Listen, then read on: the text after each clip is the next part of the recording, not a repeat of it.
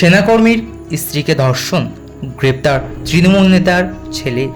বিস্তারিত জানাবো তার আগে বলে রাখি, আপনি যদি আমাদের চ্যানেলে নতুন হয়ে থাকেন তাহলে অবশ্যই চ্যানেলটি সাবস্ক্রাইব করবেন এবং আমাদের ফেসবুক পেজটি অবশ্যই ফলো করে দিয়ে যাবেন। আসুন জেনে নেওয়া যাক বিস্তারিত। সেনাকর্মীর স্ত্রীকে ধর্ষণ অভিযোগে পঞ্চায়েতের উপপ্রধানের ছেলেকে গ্রেপ্তার করল দেগঙ্গা থানার পুলিশ। বিষয়টি জানাজানি হতেই ওই এলাকায় চাঞ্চল্য ছড়ায়। পুলিশ জানিয়েছে ধৃতের নাম উজ্জ্বল মণ্ডল। শনিবার ধৃতকে বারাসত আদালতে তোলা হলে তার 3 দিনের পুলিশি হেফাজতের নির্দেশ দিয়েছেন বিচারক।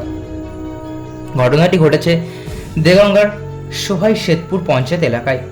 পুলিশ ও স্থানীয় সূত্রে জানা গিয়েছে, দেগঙ্গার সোহাই শেতপুর এলাকার বাসিন্দা ওই বিএসএফ জওয়ান পাঞ্জাবে কর্মরত।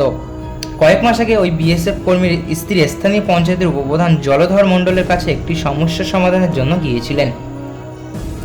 অভিযোগ, সমস্যা সমাধানের আশ্বাস দিয়ে ওই উপপ্রধানের ছেলে উজ্জ্বল বিএসএফ কর্মীর স্ত্রীকে ধর্ষণ করে।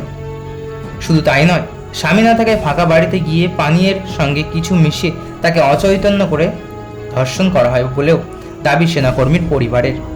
সেই প্রসঙ্গে বিএসএফ কর্মীরা অভিযোগ, বিষয়টি জানার পর দেগঙ্গা থানায় অভিযোগ জানাতে যাওয়া হয়েছিল, কিন্তু পুলিশ ফিরিয়ে দেয়।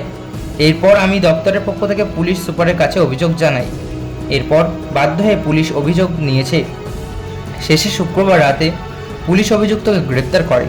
ওই সেনাকর্মী আরও অভিযুক্ত তৃণমূল কংগ্রেস নেতার ছেলে হওয়ায় গ্রেপ্তারের পর থেকে বিভিন্নভাবে হুমকি দেওয়া হচ্ছে। আতঙ্কে আমার পরিবার ঘরছাড়া। যাবতীয় অভিযোগই অবশ্য অস্বীকার করেছে উপপ্রধানের জলধর মণ্ডল। তিনি বলেন, আমার ছেলেকে ফাঁসানো হয়েছে, সেনা জওয়ানকে তাই কেউই ভয় দেখায়নি। তো বন্ধুরা, এই ছিল আজকের ভিডিও। আশা করি ভালো লেগেছে। ভালো লাগলে অবশ্যই একটি লাইক করবেন এবং উপপ্রধান জলধর মণ্ডলের ছেলে সম্পর্কে আপনার কী মতামত কমেন্ট বক্সে অবশ্যই জানিয়ে যাবেন। ধন্যবাদ।